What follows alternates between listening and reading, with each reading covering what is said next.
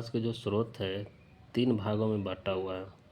पहला है पुरातात्विक स्रोत, दूसरा साहित्य स्रोत और तीसरा होगा विदेशी यात्रियों के विवरण। ठीक है, ये जो साहित्य स्रोत जो है इसे 2 भागों में बांटा हुआ है। एक धार्मिक स्रोत बोलिए साहित्य और लौकिक साहित्य। ठीक है, तो सबसे पहले जो 3 भाग बटे पुरातात्विक स्रोत, साहित्य स्रोत, विदेशी यात्रियों के विवरण, पहले इन तीनों को 1 बाय 1 विवरण करेंगे। तो सबसे पहले हम लोग पढ़ेंगे पुरातात्विक स्रोत। तो पुरातात्विक स्रोत में सबसे पहले क्या है? अभिलेख। कहता है पत्थर, स्तंभ, तांबे के पत्र, दीवार या मुद्रा पर खुदा हुआ लेख अभिलेख कहलाता है। यानी क्वेश्चन कभी पूछ दिया कि अभिलेख किसे कहते हैं या फिर अभिलेख क्या होता है, तो बोल सकते हैं कि पत्थर, स्तंभ, तांबे के पत्र, दीवार या मुद्रा पर खुदा हुआ लेख अभिलेख कहलाता है। ठीक है, यह प्राचीन इतिहास के बारे में जानने का सबसे महत्वपूर्ण स्रोत है। ठीक है, उसके बाद है अध्ययन। अभिलेख के अध्ययन को एपिग्राफी कहते हैं। अभिलेखों को अध्ययन को क्या कहा जाता है? एपिग्राफी कहा जाता है। ठीक है, कुछ प्रमुख अभिलेख से बोग्ज कोई अभिलेख है कि यह मध्य एशिया का सबसे प्राचीन क्या है? अभिलेख है। अभी जो है बोग्ज कोई अभिलेख जो है ये मध्य एशिया का सबसे प्राचीन अभिलेख है, जो 1400 ईसा पूर्व का है। कितने का? 1400 ईसा पूर्व का है। इसमें वैदिक देवताओं के नाम मिलते हैं। अब इसमें कैसा वैदिक देवताओं के नाम मिलते हैं? कौन कौन देवताओं के नाम मिलते हैं? तो इंद्र हो गया, वरुण हो गया, मित्र हो गया और नतस्य हो गया। ठीक है, अशोक के अभिलेख तो ये भारत के सबसे प्राचीन अभिलेख है, जो लगभग 300 ईसा पूर्व के हैं। अशोक का अभिलेख कितना पुराना है? 300 ईसा पूर्व पहले लिखा गया। ठीक है, ये मौर्य सम्राट अशोक द्वारा उत्कीर्ण कराए गए हैं। अशोक के अभिलेख किसके द्वारा कराया गया है? मौर्य सम्राट। किसके द्वारा? मौर्य सम्राट अशोक के द्वारा उत्कीर्ण कराए गए थे और इनमें उनके धर्म और प्रशासन के बारे में जानकारी मिलती है। ठीक है, उसके बाद है हाथी गुफा अभिलेख। यह कलिंग खारवेल का अभिलेख है। हाथी गुफा अभिलेख किसका है? कलिंग खारवेल का है, जिसमें उसके शासनकाल की घटनाओं का वर्णन है। यह तिथि रहित अभिलेख है। हाथी गुफा अभिलेख कैसा अभिलेख है? तिथि रहित अभिलेख है और किसी शासनकाल की घटनाओं का पता चलता है कलिंग खारवेल का। उसके बाद एक गरुड़ स्तंभ। यह यवन राजदूत हेलियोडोरस का अभिलेख है, जिसमें भगवत धर्म के बारे में जानकारी मिलती है। किसके बारे में जानकारी मिलती है? भगवत धर्म के बारे में जानकारी मिलती है। प्रश्न पूछ भी देता है कि किस अभिलेख के तहत भगवत धर्म के बारे में जानकारी मिलती है? तो गरुड़ स्तंभ अभिलेख या फिर वेशनगर विदिशा भी इसको बोल सकते हैं। सोहगोरा अभिलेख, इसमें दुर्भिक्ष यानी अकाल शब्द का प्रथम उल्लेख मिलता है। ठीक है, एरन अभिलेख, यह भानुगुप्त का अभिलेख है। इसमें सती प्रथा का पहला लिखित साक्ष्य मिलता है। मंदसौर अभिलेख, मालवा नरेश यशोवर्मन के इस अभिलेख में रेशम बुनकर की श्रेणियों द्वारा सूर्य मंदिर के निर्माण की जानकारी मिलती है। ये देखते हैं नेक्स्ट, महत्वपूर्ण अभिलेख। महत्वपूर्ण अभिलेख, अब देखो जूनागढ़, जिसको गिरनार अभिलेख बोलते हैं, कौन सा है ये अभिलेख हो गया। इधर शासक एवं अभिलेखों की विशेषता है। जूनागढ़ गिरनार अभिलेख इसको है।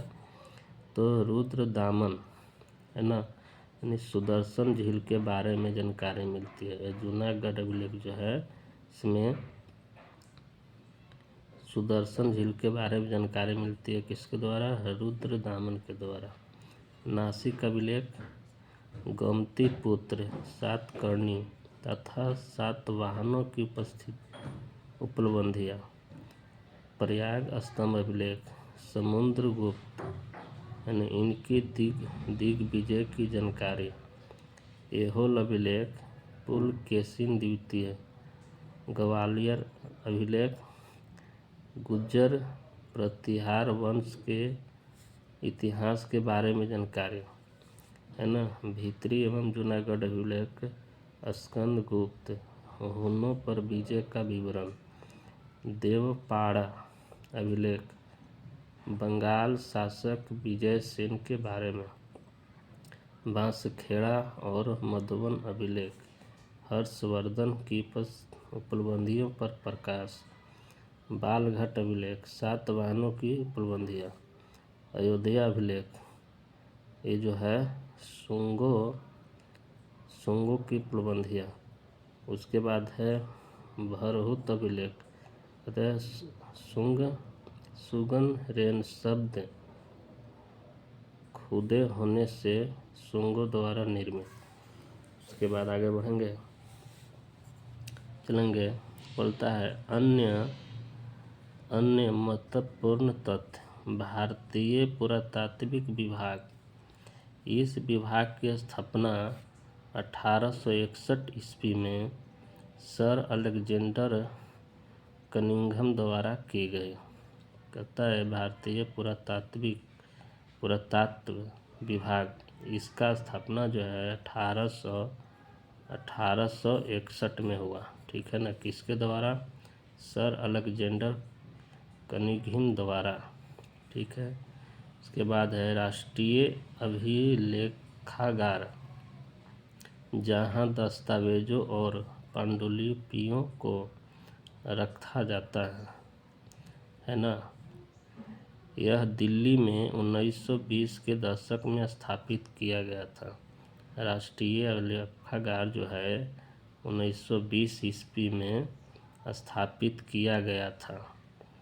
ठीक है, जहाँ दस्तावेजों और पांडुलिपियों को रखा जाता है। अन्य संग्रहालय, 1814 में रेडियन म्यूजियम कलकत्ता की स्थापना हुई। देखो 1814 ईस्वी में रेडियन म्यूजियम कलकत्ता की स्थापना हुई। 1851 में गवर्नमेंट म्यूजियम मद्रास की स्थापना हुई और दिल्ली में 1955 में राष्ट्रीय संग्रहालय की नींव रखी गई। थॉमसन ने कोपेनहेगन संग्रहालय की सामग्री का त्रिगुणीय विभाजन किया। प्राचीन भारत के राजाओं की प्रशंसा में रचित अभिलेखों को प्रशस्तित कहा जाता है। अब देखो, अब ये जो है 1851 में ये म्यूजियम मद्रास का स्थापना हुआ। 1955 में संग्रहालय की नींव रखी गई और कलकत्ता म्यूजियम कब स्थापित हुआ? 1814 ईस्वी में। ठीक है। अब कहता है कि विभाजन किया। प्राचीन प्राचीन भारत के राजाओं की प्रशंसा में रचित शिलालेखों को प्रशस्तित कहा जाता है। क्या कहा जाता है? प्रशस्तित कहा जाता है। ठीक है, आगे देखेंगे। अध्ययन, सिक्के। सिक्कों के अध्ययन को मुद्रा शास्त्र कहते हैं। पुराने सिक्के तांबा, चांदी, सोना और सीसा धातु के बनते थे। देखो, सिक्कों को अध्ययन को क्या कहा जाता है? मुद्रा शास्त्र कहा जाता है। पहले सिक्का किसके थे? तांबा के सिक्के थे, चांदी के सिक्के थे और सोना के सिक्के थे और सीसा धातु के बनते थे।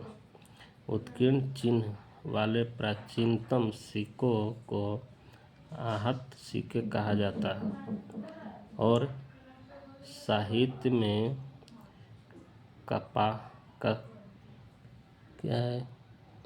कसापण भी कहते हैं।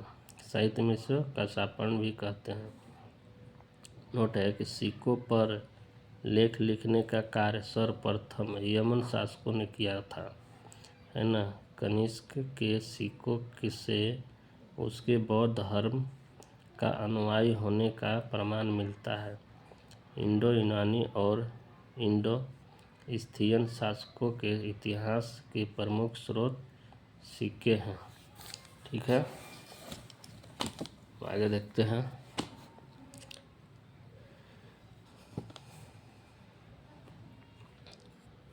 कहता है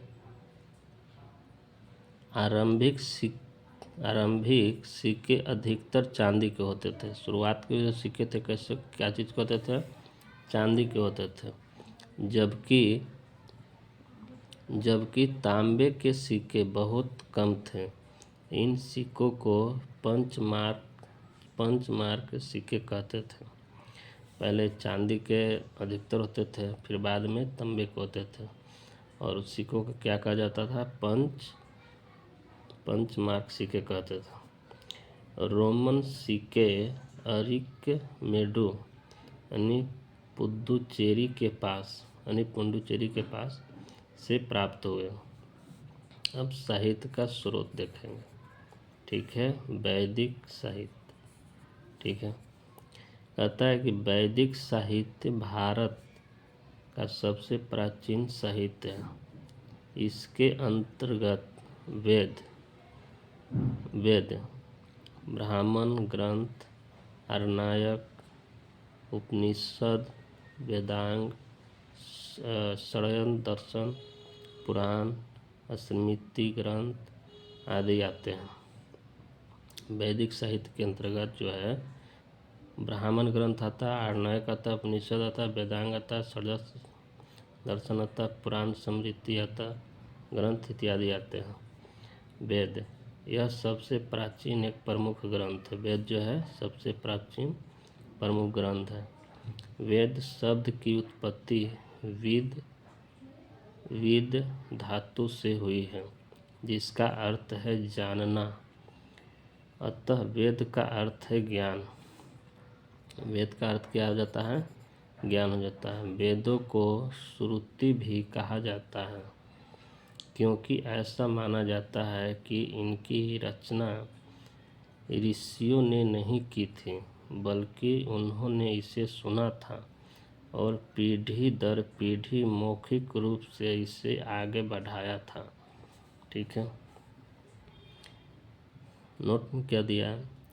वेदों के संकलनकर्ता महर्षि देवपायन वेद व्यास को माना जाता है। वेदों का संकलनकर्ता कौन थे? महर्षि वेद व्यास को माना जाता है, वो थे। अब देखेंगे, वेद 4 हैं: ऋग्वेद, सामवेद, यजुर्वेद और अथर्ववेद।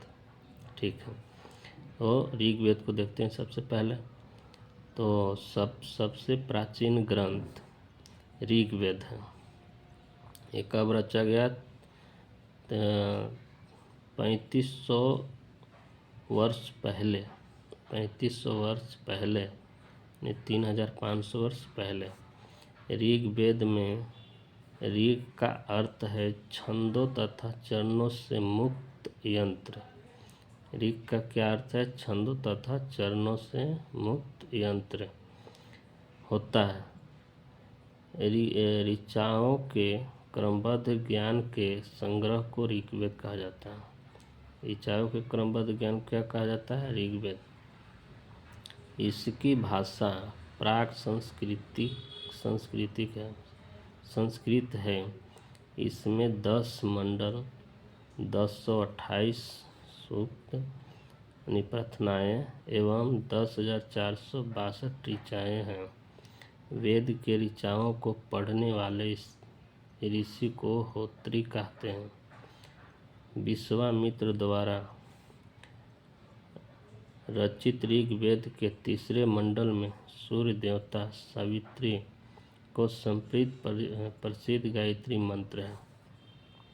इसके 9वें मंडल में सोम देवता का उल्लेख है।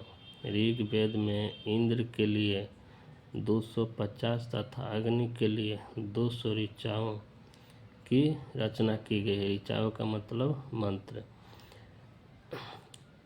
वामनावतार के 3 पगों के आख्यान का प्राचीनतम स्रोत ऋग्वेद है।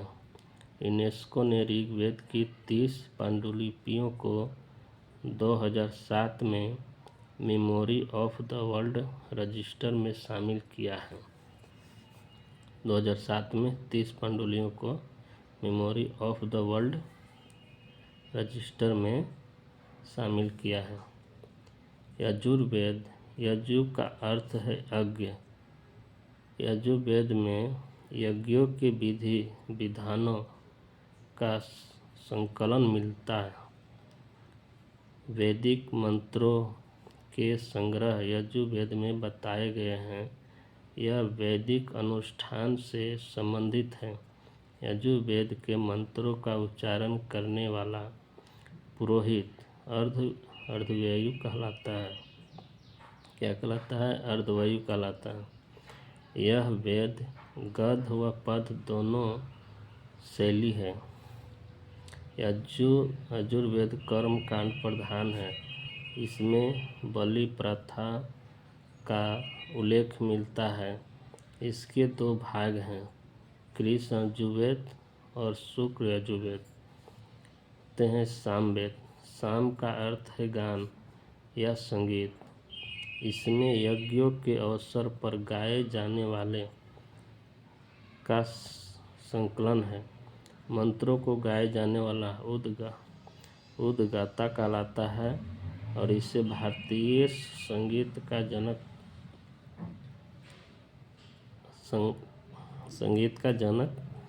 कहा जाता है। सामवेद में कुल 1875 ऋचाएँ यानी मंत्र हैं, जिसमें 75 से अतिरिक्त शेष ऋग्वेद से ली गई है। इसका संकलन ऋग्वेद आधारित यह सबसे छोटा वेद है। इसकी संख्या कौथुमीय, जेमिनीय तथा रामायणीय है। ठीक है। चौथा है अथर्ववेद।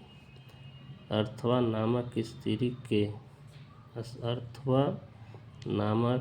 ऋषि इसके प्रथम द्रष्टा हैं। इन्हीं के नाम पर इसे अथर्ववेद कहा गया तथा इसके दूसरे द्रष्टा ऋचा आंगिरस ऋषि थे। इसे अथर्वांगिरस वेद भी कहा जाता है। इसे भेषज वेद भी कहा जाता है। इस वेद में सती प्रथा का उल्लेख किया गया है। इसकी रचना सबसे अंत में हुई। इसमें कुल 200 कांड, 731 एवं 5,987 मंत्र हैं। इसमें लगभग 1200 मंत्र ऋग्वेद से उद्धृत है। इसकी मूल लिपि ब्राह्मी है। यह भौतिकवादी वेद है। इसमें सामान्य मनुष्य के विचारों तथा अंधविश्वासों तथा जादू टोटके का उल्लेख किया गया है। इसमें चिकित्सा पद्धतियों व औषधियों का उल्लेख किया गया है। आयुर्वेद जीवन के विज्ञान शब्द का प्रथम उल्लेख इसी में मिलता है। ठीक है। इस वेद में आर्य एवं अनार्य सभ्यता एवं संस्कृति का प्रभाव दिखाई देता है। अथर्ववेद में परीक्षित को कुरुओं का राजा कहा गया। इसमें सभा एवं समिति को प्रजापति की 2 पुत्रियां कहा गया। पृथ्वी सूक्त अथर्ववेद का प्रतिनिधि सूक्त माना गया। ऋग्वेद, सामवेद और यजुर्वेद को वेद त्रयी कहा जाता है। अथर्ववेद वेद त्रयी का भाग नहीं है। ठीक है। ले देखेंगे ब्राह्मण साहित्य। इनकी रचना वैदिक साहित्य की व्याख्या हेतु सरल गद्य में की गई। ब्राह्मण का अर्थ यज्ञ। यह अतः यज्ञ के विषयों का प्रतिपादन करने वाले ग्रंथ ब्राह्मण कहलाते हैं। ऐत्रेय में राज्याभिषेक के नियम एवं प्राचीन राजाओं के नाम दिए गए हैं। शतपथ ब्राह्मण यह यजुर्वेद का ब्राह्मण है। इसमें पुरुष मेघ का उल्लेख है। पुरुष मेघ में पुरुषों की बलि दी जाती थी। शतपथ ब्राह्मण के अनुसार राजा विदेह ऋषि गौतम रोमन से संबंधित हैं। इसमें गंगाधर, शल्य, केकय, कुरु, पांचाल, कौशल, विदेश आदि राजाओं के नाम उल्लेख है।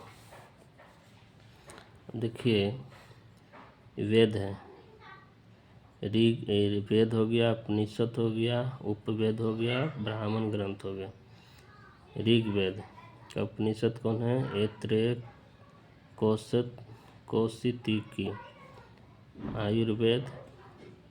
आयुर्वेद है, इसका उपनिषद क्या हो गया? आयुर्वेद। ऐत्रेय एवं कौशिकी ब्राह्मण।